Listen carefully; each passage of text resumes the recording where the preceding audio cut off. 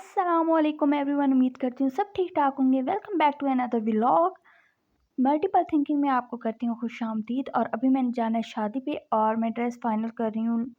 अभी आपको लेके आई हूँ मैं अपने एक ड्रेस कॉर्नर पे, पर मुझे कुछ समझ नहीं आ रही कि कौन सा ड्रेस सेलेक्ट करूँ कौन सा ना करूँ, क्योंकि सभी मुझे पसंद है लेकिन ये हाल के लिए सूटेबल है, मैरिज हाल के लिए, क्योंकि मैंने जहाँ जाना है वो है गाँव और वहाँ पे ये सूटेबल नहीं रहेंगे क्योंकि डस्ट वगैरह पड़ेगी तो ये ख़राब हो जाएंगे। मैंने एक वाइट फ़्रॉक निकाला है, देखती हूँ कि ये पहनूँगी कि नहीं। ये अभी तक तो मैंने एक बार भी नहीं पहना हुआ, बिल्कुल न्यू ऐसे ही रखा हुआ है और ये बहुत ही प्यारा है, पर ये मुझे ख़ास पसंद नहीं आया तो मैंने कहा चलो जी कुछ लाइट वेट देखते हैं और वो सिलेक्ट करते हैं। अभी मैं आई हूँ दूसरी कबर्ड में चेक करने के लिए कि यहाँ पे कुछ हल्का फुल्का काम वाला हो तो वो रख लूँ, क्योंकि गर्मी बहुत ज़्यादा है और गर्मी में हैवी नहीं पहने जाते, ख़ास तौर पे जब आपने बाहर किसी एरिया में अटेंड करनी हो शादी। और मैंने रखने हैं जी 2 सूट, एक रखना है मेहंदी के लिए और एक रखना है बारात के लिए। तो अभी मैं सिलेक्ट कर रही हूँ क्योंकि सिलेक्ट मुझसे नहीं होता, बहुत मुश्किल काम है। मैं अक्सर पसंद करके लेके आ जाती हूँ सूट, लेकिन घर आके मुझे पसंद नहीं आते, अजीब भी मेरी पसंद है। खैर ये वाला सूट मुझे बहुत अच्छा लगता है, लेकिन इसको लग गया है कलर और इसका कलर हो चुका है टी पिंक। दुपट्टा इसके साथ मैच नहीं कर रहा है, इसलिए मैं इसको सिलेक्ट नहीं करूँगी। इसके ऊपर मुझे दुपट्टा और लेना पड़ेगा और दुपट्टे के नीचे मुझे कुछ ड्रेस के लिए पीसेस और लेने पड़ेंगे। और ये है जी मेरे बेटे के लिए ड्रेसेस, तो इसके लिए तो मैंने जल्दी से फाइनल कर लिए क्योंकि लड़कों का इतना मसला नहीं होता, बस टी शर्ट और जीन्स लो और बस जी उनकी हो गई तैयारी फाइनल। पर असल मसला लड़कियों के लिए होता है, लड़कियों को कपड़े पसंद नहीं आते और ज्वेलरी और बहुत सारी चीज़ें हो जाती हैं, तो इसलिए काफ़ी ज़्यादा देर भी लगती है पसंद करने में भी और पैकिंग करने में तो उससे भी ज़्यादा देर लगती है। खैर अभी करनी है पैकिंग, तो मैं ये छोटू सा बैग ही निकाल रही हूँ। ये है जी लार्ज साइज़ में, तो इसके अंदर सारी पैकिंग करती हूँ और आपको भी दिखाती हूँ कि मैं क्या क्या रखती हूँ साथ में। Most important pamper. अब मैं साथ कुछ एक्सेसरीज रख लेती हूँ और मैंने करना तो हिजाब ही है, लेकिन देखती हूँ कि कौन कौन सी चीज़ें मैं रख सकती हूँ, वो मैं अभी देखती हूँ। इसमें से तो कुछ भी खैर फाइनल मैंने नहीं किया क्योंकि सर पे तो अबाया होगा, सॉरी हिजाब होगा, तो ये चीज़ें नज़र नहीं आएंगी, ना तो स्ट्रेटनर की ज़रूरत है ना ही रोलर की। तो बस अब कुछ मैं हैंड एसेसरीज रख लेती हूँ और कुछ ब्रेसलेट वगैरह, और मैंने रखना है साथ में मेकअप का कुछ सामान। चूड़ियाँ वगैरह मैं नहीं ऐड कर रही क्योंकि काफ़ी गर्मी है और गर्मी में चूड़ियाँ मुझसे पहनी नहीं जाती, क्योंकि चूड़ियाँ पहनने से और ज़्यादा गर्मी आती है और सर्दियों में पहनती नहीं हूँ क्योंकि सर्दियों में मुझे ठंड लगती है कांच की चूड़ियों से, तो दरमियान वाले मौसम में पहन लेते हैं। और ये मेरी मोस्ट फेवरेट है पैलेट, लिपस्टिक पैलेट है। ये मैं रखती हूँ हर जगह पे क्योंकि ये फिंगर से आराम से लग जाती है और बहुत सारे इसके अंदर शेड है, उनको मिक्स एंड मैच करके आप अपनी पसंद का शेड बना सकते हैं। ये बहुत ही मज़े की है। और साथ में टीवी पार्लर की ही है बीबी क्रीम भी, साथ में मैंने हाइलाइटर और कुछ मेकअप मेरा अलग से पाउच में पड़ा हुआ है और कुछ रहता था तो मैंने कहा चलो जी ज़रूर जो मैंने रखा हुआ है। यहाँ पे मैंने रखा हुआ है स्ट्रॉ में ज़रूरी सामान जो कि मैं अक्सर यूज़ करती हूँ, अदरवाइज़ मैंने बाकी अलग रखा हुआ है, तो कभी मैं फिर आपको दिखाऊंगी। और ये है जी मेरा ज्वेलरी बॉक्स जो मैंने खुद बनाया हुआ है और इसकी वीडियो भी आपको मेरे चैनल में मिल जाएगी कि ये मैंने कैसे बनाया था। बहुत ही आसानी के साथ मिल के मैंने यूटिलाइज़ कर लिया था इसको। और इसके अंदर अलग अलग मैंने रखी हुई हैं क्योंकि इकट्ठा पहले रखा हुआ था तो बहुत ज़्यादा मेरी ज्वेलरी ख़राब हो चुकी है, इकट्ठा रखने की वजह से कलर उतर चुका है और टूट वगैरह गई है, तो इसलिए मैंने अलग करके रख लिया। और साथ में मैंने झुमका रख लिए हैं वाइट कलर के और साथ में मेरा ये परफ्यूम है मोस्ट फेवरेट, ख़त्म भी होने वाला है, बिल्कुल थोड़ा सा रह गया है, OMG इसका नाम है।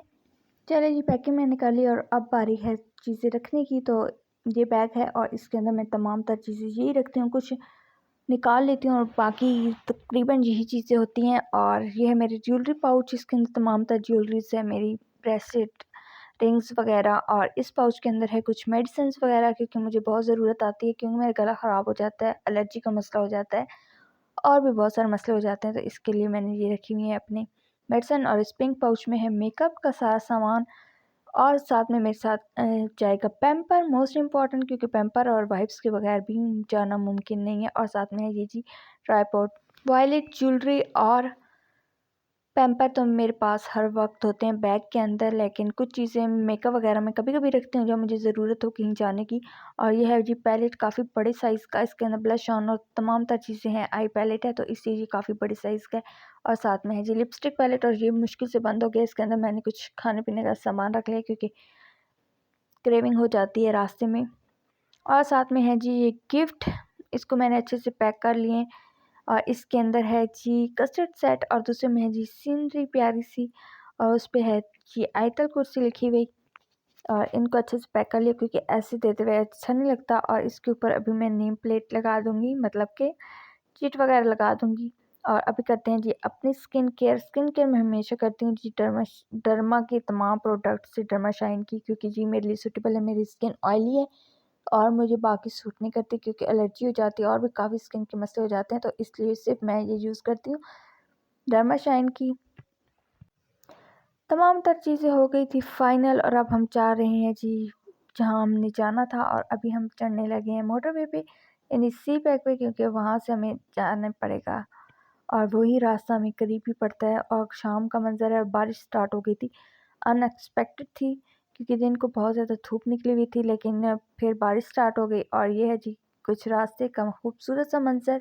और मेरा पैगाम सबको यही है कि रास्ते में सॉन्ग प्लीज़ मत सुना करें, क्योंकि अगर खुदा न खास्ता आपकी डेथ हो गई है तो आपको क़यामत के दिन उसी तरह उठाया जाएगा जो आपने लास्ट काम किया होगा। और लास्ट काम अगर आपने गाना सुन के किया है तो एज़ अ मुस्लिम ये आपके लिए बहुत ही ज़्यादा शर्म की बात होगी। तो खैर जी अब मैं आती हूँ अपने मुद्दे के ऊपर, जो मैंने अपना रखा हुआ है टाइटल। थंबनेल से आपको पता चल गया होगा जो चीज़ें मैंने आपको बतानी होंगी इसके अंदर, वो मैं थंबनेल पे लगा दिया करूँगी। और थंबनेल है आज जी के दुआ की कबूलियत की घड़ी कौन सी है, तो वो मैं भी आपसे डिस्कस करती हूँ। और ये मैं इंस्पायर के होके कर रही हूँ अरशद रील्स से, क्योंकि उनका जो मोटिव है फ़िक्र आखिरत और जो सारी चीज़ें हैं वो मुझे काफ़ी ज़्यादा पसंद आई हैं। इसलिए मैं भी चाहती हूँ कि मैं अपने हर व्लॉग के ज़रिए कुछ अच्छी बात शेयर ज़रूर किया करूँ। जो भी चंद एक लोग देखते हैं वो इससे फ़ायदा ज़रूर उठाएँ। 3 मौके ऐसे हैं कि इनमें दुआ की जाए तो वो कभी रद्द नहीं होती, बल्कि हर हाल में कबूल होती है। एक ये कि कोई आदमी ऐसे जंगल में हो जहाँ अल्लाह के सिवा से देखने वाला कोई भी ना हो, तब वो अल्लाह के हुज़ूर में खड़े होकर नमाज़ पढ़े और फिर दुआ करे। और दूसरा ये कि कोई शख्स मैदान जंग में हो, इसके साथ ही मैदान छोड़कर भाग गए हों, मगर वो दुश्मनों के सामने साबित कदम रहे। और तीसरा ये कि जो आदमी रात के आखिरी हिस्से में बिस्तर छोड़ के अल्लाह के हज़ूर में खड़ा हो और फिर दुआ करे, तो इन बंदों की ये दुआएं ज़रूर कबूल होंगी, यानी तहज्जुद के टाइम। अहादीस के रेफरेंस से जो टाइम पता चले दुआ की कबूलियत की, वो ये हैं कि फ़र्ज़ नमाज़ों के बाद, ख़त्म कुरान के बाद, अज़ान और अक़ामत के दरमियान जो टाइम होता है तब दुआ की जाए तो तब ज़रूर कबूल होती है। मैदान जंग में जंग के वक्त, बारान रहमत के नज़ूल के वक्त, जिस वक्त काबातुल्लाह पे नज़र पड़े, तब ऐसे जंगल में नमाज़ पढ़ी जाए जहाँ अल्लाह के सिवा कोई देखने वाला ना हो। मैदान जिहाद में जब कमज़ोर साथियों ने भी साथ छोड़ दिया हो, और रात के आखिरी हिस्से में कि यानी कि तहज्जुद टाइम की तो बहुत ज़्यादा फजीलत है। और ये था मेरा टॉपिक ऑफ द व्लॉग, यानी कि दुआ की कबूलियत की घड़ियाँ कौन सी हैं। सबसे मेन जो घड़ी है वो यही है कि आप तहज्जुद में नमाज़ पढ़ें, क्योंकि तब अल्लाह ताला खुद फरमाते हैं कि है कोई मुझसे मांगने वाला जिसे मैं अता करूँ। और सफ़र में भी आपकी दुआएं कबूल होती हैं। मैं मेकअप किए बगैर निकली थी क्योंकि मैंने असर की नमाज़ पढ़ी थी, तो उसके बाद मेकअप करने का टाइम नहीं मिला था। तो खैर अभी रास्ते में करती हूँ मेकअप, क्योंकि मैं अक्सर गाड़ी में मेकअप कर लेती हूँ। गाड़ी में किएगा मेकअप ज़्यादा अच्छा रहता है, क्योंकि अगर मुझे ज़्यादा टाइम मिले तो मैं बहुत ज़्यादा ओवर मेकअप कर देती हूँ, लेकिन कम टाइम हो तो कम करती हूँ और वो ज़्यादा अच्छा लगता है। हर फटाफट से अपना मेकअप ख़त्म किया, क्योंकि अब हम पहुँचने वाले थे और शाम बहुत ज़्यादा हो गई थी, क्योंकि मौसम भी ख़राब था। और ख़राब मौसम में तो वैसे भी आपको ऐसे लगता है कि बहुत ज़्यादा देर हो गई है, हालांकि देर नहीं हुई होती, पर वो मौसम की वजह से ऐसा फ़ील होता है। और अभी भी इतना हॉरर सा फ़ील आ रहा है कि जैसे हम किसी जंगल में जा रहे हैं।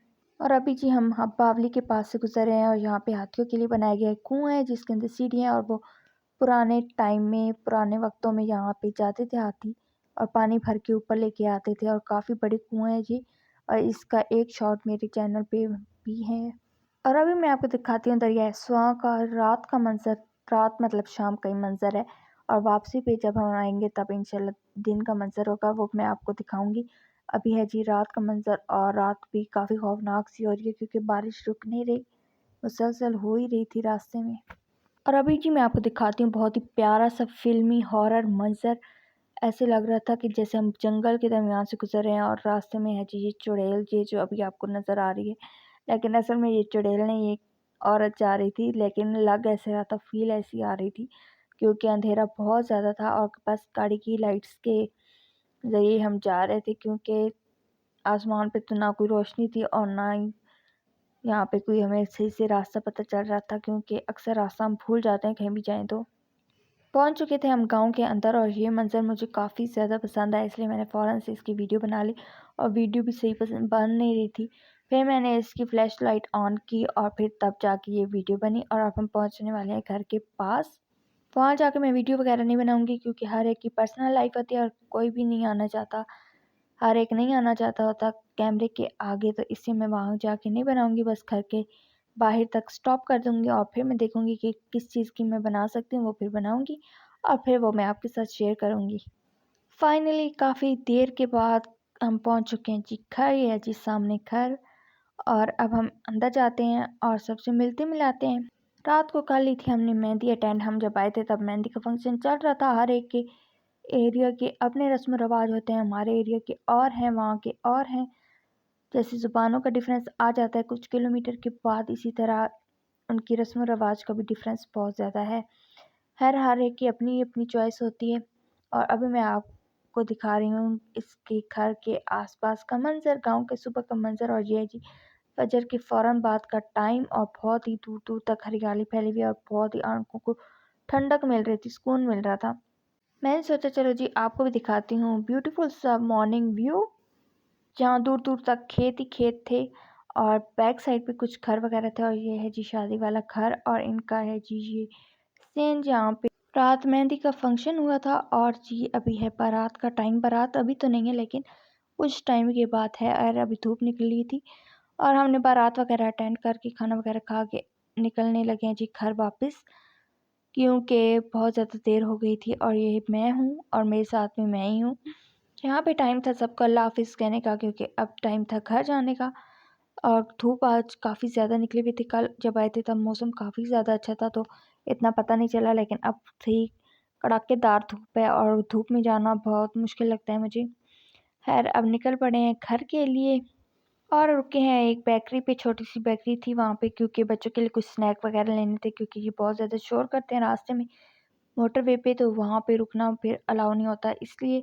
और अभी जी हमने लगाया था गाड़ी में बयान वगैरह, क्योंकि इससे सफ़र अच्छा गुजर जाता है। कुछ लोग म्यूज़िक को सुनते हैं तो म्यूज़िक को मत सुना करें। स्नैक में मैं अपने लिए कुछ ढूंढ रही थी कि मुझे कुछ अच्छा लग जाए, तो ये मिरिंडा मुझे काफ़ी ज़्यादा अच्छा लगता है, चावलों वाला। बचपन से हम ये खाते आए हैं। और अभी हम जी गुजर रहे हैं स्वां के ऊपर से। स्वां का मंजर मैंने आपको शाम का दिखाया था, जो कि काफ़ी प्यारा लग रहा था। और अभी है जी दोपहर का टाइम, बल्कि दोपहर ही है। और ये है जी स्वां के ऊपर से अब हम गुजर रहे हैं। गर्मी बहुत ज़्यादा थी तो हम बावली पे रुके नहीं हैं, क्योंकि अगर हम रुकते तो हमारे पीछे आने वाली गाड़ियाँ भी रुक जाती और रश लग जाता। और ये है जी बावली, ये इतनी लंबी बनाई गई थी हाथियों के लिए, ताकि वो हाथी नीचे जाएं सीढ़ियों से उतर के और फिर पानी लेके ऊपर आए। जो इस एरिया के लोग हैं वो तो इसको खूब भी जानते होंगे।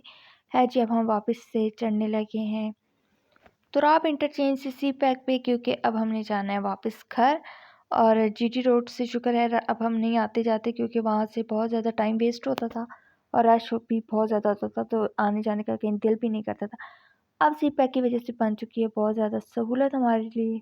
ये था जी मेरा आज का व्लॉग। उम्मीद करती हूँ आपको पसंद आया होगा। मैं कैसे अपनी कौन कौन सी तैयारियाँ लेके गई, कैसे मैंने अपनी तैयारियाँ की और फंक्शन अटेंड करके फिर वापस आ रही हूँ अब घर। उम्मीद करती हूँ आपने एंजॉय किया होगा। तो नेक्स्ट व्लॉग में मुलाकात होगी एक नए अच्छे मैसेज के साथ, क्योंकि मैं चाहती हूँ कि मेरे व्लॉग से दूसरों को फ़ायदा हो, कोई एक अच्छी बात तो उन्हें लाजमी बताऊँ, क्योंकि ना अपनी आखिरत ख़राब करूँ और ना ही दूसरों की। अल्लाह हाफिज़।